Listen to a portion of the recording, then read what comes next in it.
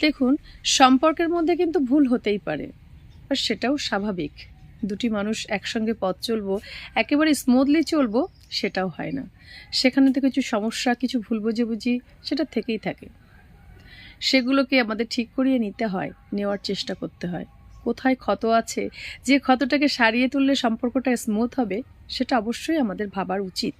এবং ভাবলে আশা করা যায় সেটা সমাধানও হয়ে যায়। কিন্তু দেখা যায় যদি যে একই ভুল বারবার হচ্ছে, তখন কিন্তু একটু থমকে দাঁড়ানো উচিত। সম্পর্কটা নিয়ে অবশ্যই ভাবা উচিত। কেননা এক ভুল কিন্তু বারবার হওয়া কখনোই সম্ভব নয়।